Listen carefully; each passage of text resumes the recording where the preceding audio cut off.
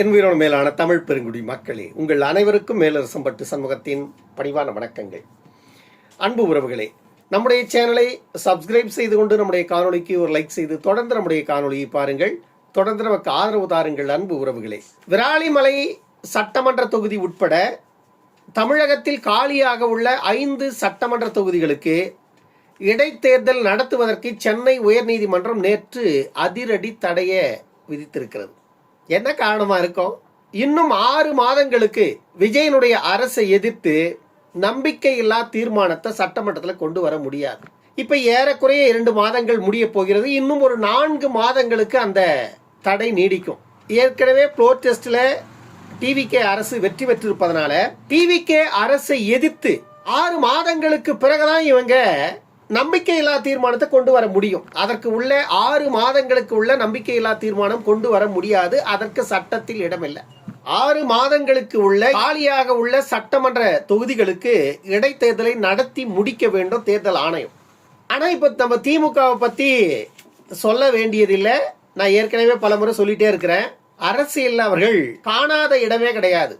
அரசியல் அவர்கள் காணாத இடமே கிடையாது. அரசியல் அவர்கள் எல்லாவற்றையும் பார்த்தவர்கள். அவர்களுக்கு எந்தெந்த நேரத்தில் எதை செய்யணும்னு எல்லாமே தெரியும். இதை நேற்று சென்னை உயர்நீதிமன்றத்தின் மூலமாக இப்படி ஒரு தடை ஆணையம் வாங்கியிருக்காங்க. அது திமுக தான் வாங்கிச்சு அப்படின்னு நான் சொல்ல மாட்டேன். நேற்று சென்னை உயர்நீதிமன்றத்தில் நடந்தது என்ன அப்படின்னு சொல்லி அந்த தகவலை நான் முழுமையா படிக்கிறேன், நீங்க கேளுங்க. சென்னை உயர்நீதிமன்றத்தின் மூலமாக இந்த 6 மாதங்களுக்கு உள்ள நடத்தி முடிக்கல அப்படின்னா மீண்டும் விஜயனுடைய அரசுக்கு ஒரு சிக்கல் வரும். அந்த நேரத்தில் மீண்டும் ஃப்ளோர் டெஸ்டுக்கு வாய்ப்பு இருக்கு. அப்படி ஒரு சூழ்நிலை ஏற்பட்டா இங்கு அறுதி பெரும்பான்மையை நிரூபிக்க வேண்டிய தேவை இருக்கிறது. அப்ப திமுக எப்படின்னா இந்த ஆட்சியை கலைத்து விடலாம் அப்படிங்கிற இடத்துல உறுதியா இருப்பாங்க. ஏனென்றால் இந்த சூழ்நிலையிலேயே ஒவ்வொரு சட்டமன்ற உறுப்பினர்களுக்கும் 35 கோடி ரூபாய் கொடுத்து 15 சட்டமன்ற உறுப்பினர்களை விலைக்கு வாங்கி எப்படியாவது இந்த ஆட்சியை கலைத்து விட வேண்டும் என்று பல வழிகளில் முயற்சி செய்து கொண்டிருக்கின்ற இந்த திமுக 6 மாதங்கள் வரை இந்த இடைத்தேர்தல் நடக்காமல் இருந்தால் 6 மாதங்களுக்கு மேல மீண்டும் ஃப்ளோர் டெஸ்டுக்கு கொண்டு போய் எப்படியும் ஈஸியா இந்த ஆட்சியை கலைத்து விடலாம் என்பதில் அவங்க உறுதியா இருக்காங்க. அதற்காக ஒரு நபரை நீதிமன்றத்தில் வழக்கு போட வச்சு அந்த வழக்கினுடைய விசாரணையில தான் நேற்று 5 தொகுதிகளுக்கு இடைக்கால தடை விதிச்சிருக்காங்க. பாஸ்கருக்கு நாமம் போட்டாச்சு, பெருந்துறை ஜெயக்குமாருக்கு நாமம் போட்டாச்சு, இசக்கி சுப்பையாவுக்கு நாமம் போட்டாச்சு, சத்யபாமாவுக்கும் நாமம் போட்டாச்சு. ஏன்னா இவங்களுக்கு எல்லாம் தேர்தலில் போட்டியிடுவதற்கு விஜய் அவர்கள் வாய்ப்பு வழங்குகிறாரோ இல்லையோ, ஆனால் இந்த தொகுதிகளில் தேர்தலே நடப்பது கேள்விக்குறியா இருக்கு. ஏன் இந்த தொகுதிகளில் இடைத்தேர்தல் நடத்தக்கூடாது? எதற்காக நீதிமன்றம் தடை விதித்திருக்கிறது? எல்லாருக்கும் அந்த கேள்வி இருக்குல்ல. 5 தொகுதிகளில் இடைத்தேர்தல் அறிவிக்க தடை. சென்னை ஐகோர்ட்டு அதிரடி உத்தரவு. இந்த தொகுதிகளுக்கு இடைத்தேர்தல் அறிவிக்க தடை கோரி திருநெல்வேலி மாவட்டம் பாளையங்கோட்டையை சேர்ந்த வெங்கடாஜலபதி சென்னை உயர்நீதிமன்றத்தில் பொதுநல வழக்கு ஒன்றை தாக்கல் செய்தார். தமிழகத்தில் தேர்தல் வழக்குகள் நிலுவையில் உள்ள திருச்சி கிழக்கு, கரூர், விராலிமலை, பெருந்துறை மற்றும் அம்பாசமுத்திரம் இந்த 5 தொகுதிகளுக்கு இடைத்தேர்தல் அறிவிக்க இந்திய தேர்தல் ஆணையத்திற்கு சென்னை உயர்நீதிமன்றம் இடைக்கால தடை விதித்துள்ளது. ஏன் அப்படிங்கிறத நம்ம பார்த்துருவோம் வாங்கல.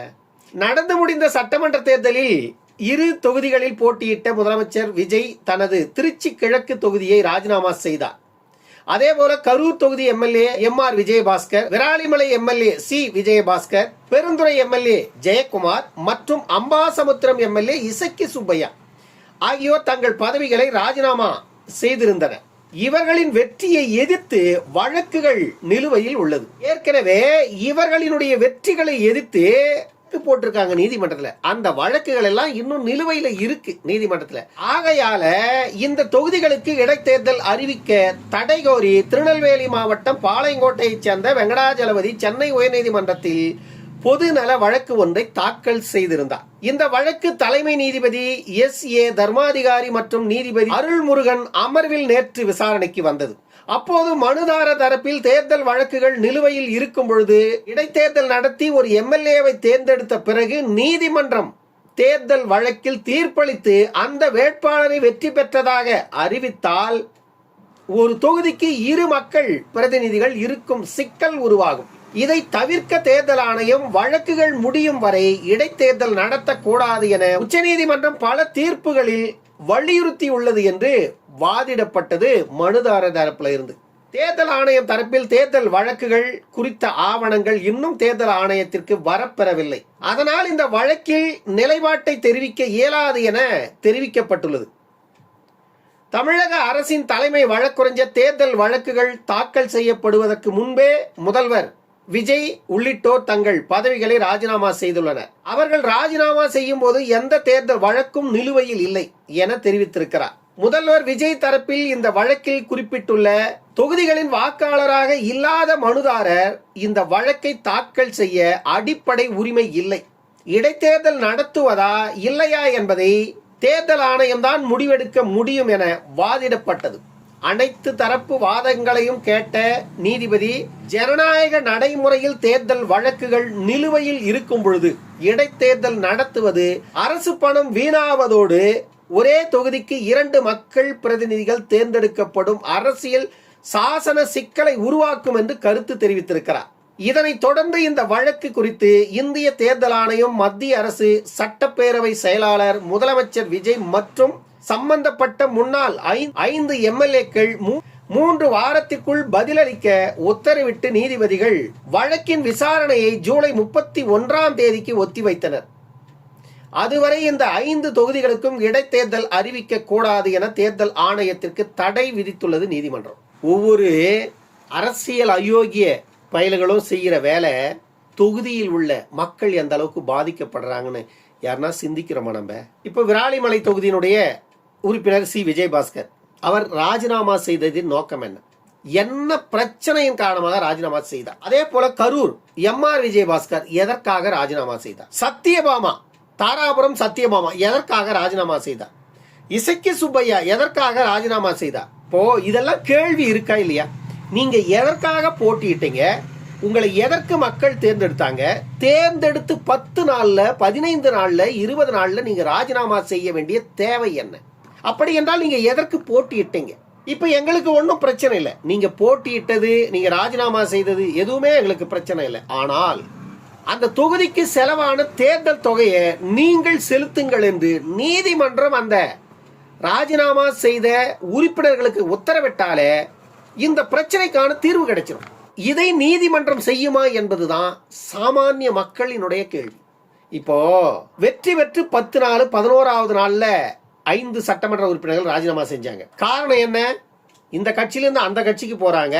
கடைசியில் அந்த கட்சியில எதிர்பார்த்தது கிடைக்கல, மீண்டும் அந்த கட்சிக்கு இவங்களால போக முடியல, வேற வழி இல்லாத ராஜினாமா செய்தாங்க. ராஜினாமா செய்து விட்டு அதிகாரத்தில் இருக்கின்ற இயக்கத்தோடு போய் இணைஞ்சிட்டாங்க. மீண்டும் அவர்களே சட்டமன்றத்துக்கு உள்ள போய் மக்கள் கிட்ட எங்களுக்கு ஓட்டு போடுங்கன்னு நின்னா அவங்களுக்கு பரவாயில்ல, மானையனும் சூடு சொரணை எதுவுமே கிடையாது. அவங்க போய் நிற்பாங்க, மக்கள் கிட்ட ஓட்டு கேட்பாங்க, காலில் விழுவாங்க, கதறி அழுவாங்க. எப்படின்னா மீண்டும் மக்கள் நமக்கு ஓட்டு போட்டுருவாங்க, நம்ம ஜெயிச்சு மீண்டும் சட்டமன்றத்துக்குள்ள போயிடலான்ற எண்ணம் அவங்களுக்கு இருக்கலாம். அது அரசியல்வாதிகளுக்கு, பதவி வெறி பிடித்தவர்களுக்கு, அதிகாரத்தை சுரண்டி தின்றவர்களுக்கு அதுவெல்லாம் சகஜம்.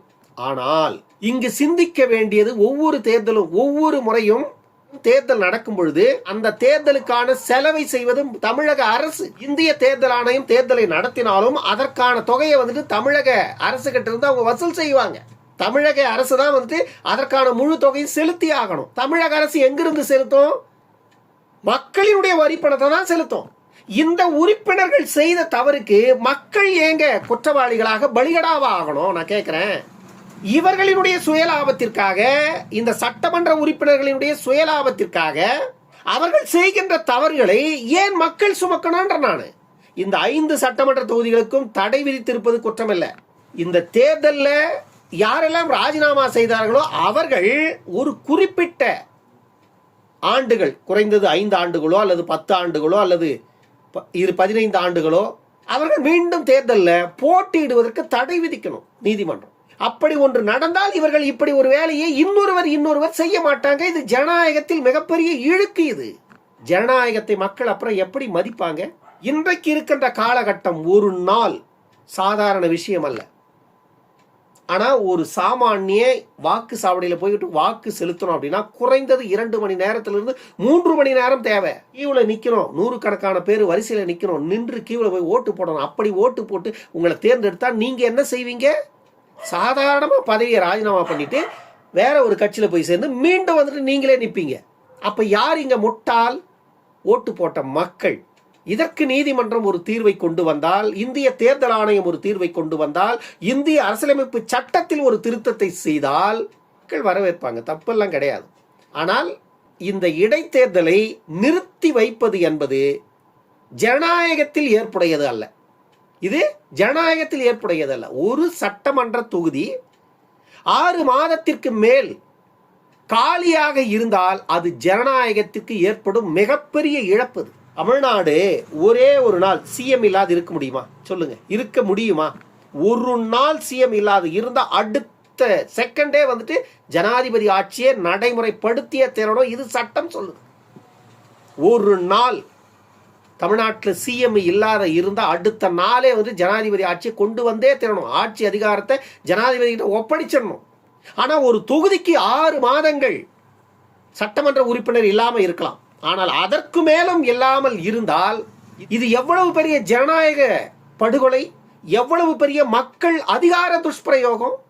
இதற்கு நாம் அரசியல்வாதிகளை குற்றம் சொல்லுவதை விட இந்திய அரசியலமைப்பு சட்டத்தில் இருக்கின்ற ஓட்டைகளை தான் நம்ம காரணமாக காட்ட வேண்டி இருக்கிறது. இதெல்லாம் சட்டத்தில் இருக்கின்ற ஓட்டைகள், சட்ட சிக்கல்களை சரி செய்ய வேண்டிய தேவை இருக்கிறது. அன்பு உறவுகளே, நம்முடைய ஆதங்கம் விஜயபாஸ்கர் எப்படியாவது தாவேக்காவில வெற்றி பெற்று அமைச்சராயணும்னு அவரு துடிக்கிறாரு. இசக்கி சுப்பையாவுடைய ஆசையும் அவ்வளவுதான். எம்ஆர் விஜயபாஸ்கருடைய ஆசையும் அவ்வளவுதான். இவர்களினுடைய ஆசைக்கும் பேராசைக்கும் மக்கள் பலிகடாவா? யோசிச்சு பாருங்க. இதற்கு பின்னால் யார் இருக்கிறார்கள் அப்படின்னு யோசிச்சு பாருங்க. திமுக இருக்கா அப்படின்னா திமுக இல்லை அப்படின்னு சொல்ல முடியுமா? திமுக இருக்கு. திமுக இனி அரசியலை சாதாரணமெல்லாம் செய்ய மாட்டாங்க, வெறித்தனமா செய்வாங்க திமுக அரசியல். ஆனாலும் எந்த பலனும் கிடைக்காது. அதனால பல இழப்புகள் ஏற்படும் திமுகவுக்கு. மீண்டும் மீண்டும் சறுக்குவாங்க. திமுக எழுந்து நிற்க முடியாது. ரொம்ப கஷ்டங்க எழுந்து நிற்கிறதெல்லாம். நேற்று விஜய் அவர்கள் கரூர்ல பேசின இந்த பேச்சு தொடர்ந்தவர். நான் ஏற்கனவே சொல்லியிருக்கேன், மாதத்திற்கு ஒரு முறையோ 2 மாதத்திற்கு ஒரு முறையோ அல்லது 4-5 மாதங்களுக்கு ஒரு முறையோ கூட தமிழ்நாட்டில் மாவட்டம் தோறும் விஜய் அவர்கள் போய் இதே மாதிரி ஒவ்வொரு கூட்டத்தை போட்டு பேச ஆரம்பிச்சிட்டாருனாலே திமுக எழுந்தெல்லாம் நிற்க வாய்ப்பே கிடையாது. அதிமுகவை பற்றி நம்ம பேசுறதுக்கு ஒன்றுமே கிடையாது. திமுக எதிர்கட்சியாக எழுந்து நிற்கும் அப்படின்னா அதுக்கும் வாய்ப்பு இல்லை. ஆனால் திமுக அதிமுகவுக்கு எதிரில் இன்னொரு அணி வலுவாக உருவாக வாய்ப்பு இருக்கிறது. அப்படி ஒரு அணி உருவாகி களத்தில் வலுவா நின்னா அன்னைக்கு திமுகவும் இருக்காது. இப்போ அதிமுக இல்லை களத்தில், அது நல்லா தெளிவாக தெரிஞ்சு போச்சு. அதிமுக களத்திலேயே இல்லை. திமுக கதறிட்டு இருக்காங்க. இப்போ திமுகவும் நாளைக்கு காணாமல் போகிறதுக்கு வாய்ப்பு இருக்குது. ஆனால் இந்த குற்றவாளிகள் உள்ளே போகணும். ஏவாவேலு, செந்தில் பாலாஜி, KN நேரு இவங்கெல்லாம் வந்துட்டு வெளியே இருக்கிற வரைக்கும் கொஞ்சம் புகையும், அதுக்கு மேலே அந்த புகையும் அடங்கிடும். உண்மைதாங்க. நீங்கள் என்ன பொறுத்துன்னு பாருங்கள். என்ன சண்முகம் இப்படி சொல்லிட்டு இருக்கீங்களா அப்படின்னு நினைக்காதீங்க. இதுதான் உண்மை. இதுவெல்லாம் நடக்கிற வரைக்கும் கொஞ்சம் புகைஞ்சிட்டு இருக்கும். இந்த திருடர்கள்லாம் உள்ளே போயிட்டாங்கன்னா சைலண்ட் மூடுக்கு போயிடும். யார் இருக்காங்க திமுகவில்? எல்லாமே திருட்டு பயலுங்க. ஒருத்தனும் யோகியம் கிடையாது. நெஞ்சுரத்தோட விரலீட்டி பேசுற அளவுக்கு திராணி உணவும் எவனும் கிடையாது. ஏன்னா எல்லாமே அயோக்கிய பயலுங்க. அவனுடைய யோகியத்தை எடுத்து முன்னாடி போட்டால் அவன் வாயே திறக்க முடியாது. நீ யோகினா இருந்தால் தாங்க அடுத்தவனை கேள்வி கேட்க முடியும். நீயே திருட்டு பையன், அப்புறம் நீ எங்கே எதிர்க்கிறவனை கேள்வி கேட்க முடியும்? அன்பு உறவுகளே, நம்முடைய காணொலி பற்றின உங்களுடைய கருத்துக்களை கருத்துரை பகுதியில் தவறாமல் பதிவு செய்யுங்க. நம்முடைய சேனலை சப்ஸ்கிரைப் செய்து கொண்டு நம்முடைய காணொலிக்கு ஒரு லைக் செய்து தொடர்ந்து நம்முடைய காணொலியை பாருங்கள். தொடர்ந்து நமக்கு ஆதரவு தாருங்கள். அன்பு உறவுகளே, இன்னொரு காணொலியில் சந்திக்கும் வரை உங்களிடமிருந்து விடைபெற்றுக் கொள்வது மேலரசம்பட்டு சண்முகம். நன்றி, வணக்கம் அன்பு உறவுகளே.